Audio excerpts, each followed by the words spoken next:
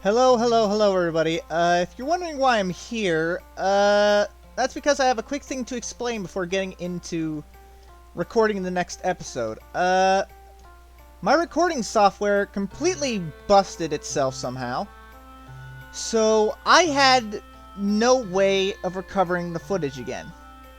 The files transferred to an MP4, which is worse than last time, because last time the audio was completely messed up. And that was all the way over my Daybreak series. Check it out on my channel.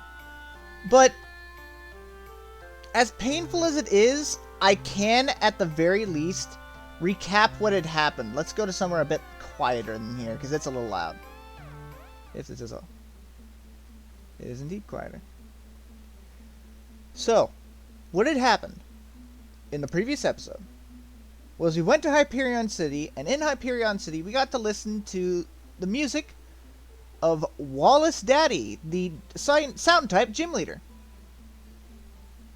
But things did not go according to plan because of the random sweets that were placed on the table. Those were given to us by a Poison-type X-Pokemon, X-Slurpuff, from the Xenoverse dimension, as you can probably guess. Now, here's where things get tricky. We were called in alongside of Geist, who were usually the guy that handled ghost types, and we're not able to handle Slurpuff at all. We were called in to put an end to a very, very large Slurpuff. And when I mean large, I mean taller than a skyscraper. Like, if you've seen Ghostbusters, then you know exactly what I mean by this. Like, he was huge. But, yeah. All that aside, things did not go the way we thought. We thought we'd catch it, send it back to the Xenoverse, one thing or another.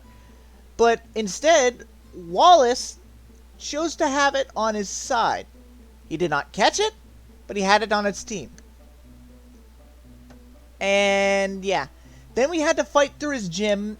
I found out there's a sound-type evolution called Bandion. And if I pull up my Pokedex real quick, let's see, where was Breeman? Ah, there it is. We learned of several different forms besides the musician form, the guitarist specifically, that we have grown used to. There is also a ghost type, the vocalist, the fighting type version, and of course the dark type version we've already caught. The bassist, drummer, guitarist, and vocalist are all four forms of Breeman that we didn't get to see previously, which is interesting. Now, I'm definitely going to be catching the other two, because, yeah, these look pretty cool. And since each one attacks differently than the others, because of not only the typing, but their overall power set, it's going to be very interesting to catch these guys when it comes down to it. Now, as for the evolution of Bandion, I've yet to get one. But apparently this form is a lot more versatile and powerful than even Scaleon, the other evolution that we actually have. And I've actually been trying my best to hatch a good enough amount of eggs for the Bandion evolution. But it's going to be a whole lot more difficult to get that done than I thought, as I have, as somebody who has tried out the competitive scene of Pokemon and has not gotten it anywhere at all, I have a very specific standard when it comes to having Pokemon on my team. And if I want to have a Bandion on my team to replace Wisteria, then I need a sound type with decent stats. And do not get me wrong, I love our little gal. I love Wyna. But we need a way to deal a lot of damage as much as possible without going over budget, per se.